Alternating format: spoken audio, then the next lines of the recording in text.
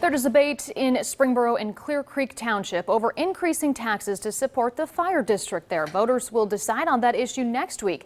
In the meantime, we're working for you to get both sides of the issue. Jordan Burgess live with why a lot is at stake.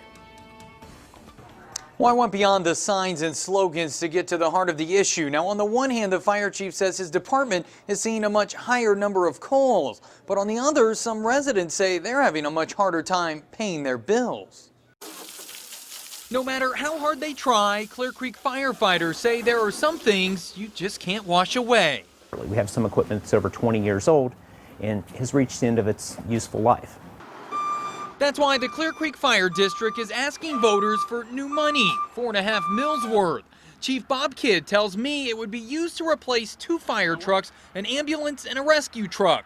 That truck sat idle for 8 months last year because shops no longer sold the transmission part it needed. The mechanic searched around until he found one in the junkyard. But if the levy fails, the chief says his department will be missing more than just spare parts. He tells me he'll have to close 1 of 3 fire stations and lay off 30 of Clear Creek's 72 full and part-time workers. We have a very good response time at present. It's under 5 minutes on average. We cover 50 square miles. If we close a fire station, it is going to take us longer to get to emergencies.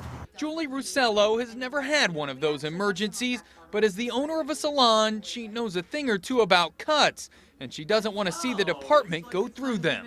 You can't have a community without a fire department. So these red shirts are the style of the day for Russello and her staff. Just a way for us to show the fire department that we do support what they do for our community. But while some wear red, others see red.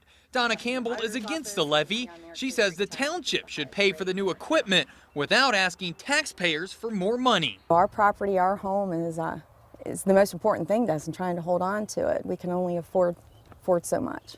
I called the Warren County Auditor to find out about the tax burden in Clear Creek Township compared to the county's other townships. The numbers I got show that Clear Creek is in the top half of the county in property taxes already. If the new fire levy passes, it will jump to number 1. Whether the $137 a year per $100,000 home value is worth it will be something for voters to work out.